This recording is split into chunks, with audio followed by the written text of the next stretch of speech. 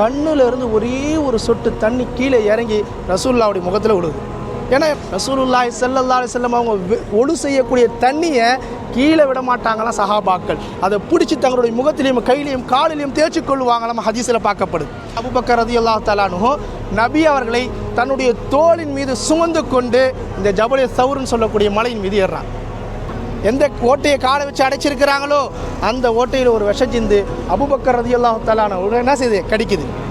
ஒரு ரொம்ப நேரம் வலியை தாங்க முடியாமல் தன்னையே அறியாமல் கண்ணில் இருந்து ஒரே ஒரு சொட்டு தண்ணி கீழே இறங்கி ரசூலுல்லாஹ்வுடைய முகத்தில் விழுது. ஏன்னா அழிச்சிட்டாங்க. முழிச்சு கேட்குறாங்க, அபூபக்கர் ஏன் அழுவுறீங்க? இந்த மக்காவை விட்டுட்டு வந்துட்டோமேன்னு கவலைப்படுறீங்களா, கஷ்டப்படுறீங்களா? இல்லை உங்களுடைய மனைவி மக்களை விட்டுட்டு வந்துட்டீங்கன்னு கவலைப்படுறீங்களா? யாரும் நீங்கள் தான் யார் ரசூலுல்லாஹ் எனக்கு முக்கியம். இந்த மக்காவோ இல்லை இந்த மக்களோ என்னுடைய மனைவி மக்களோ யாருக்கும் எனக்கு தேவையில்லை.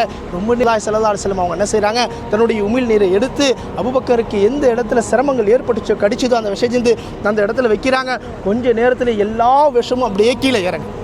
ரசூலுல்லாஹ்வுடைய உமிழ் நீருக்கும் மிகப்பெரிய பரக்கத்து இருக்குது. ரசூலுல்லாஹ்வுடைய உடலில் இருந்து வரக்கூடிய வேர்வைக்கும் பரக்கத்து இருக்குது.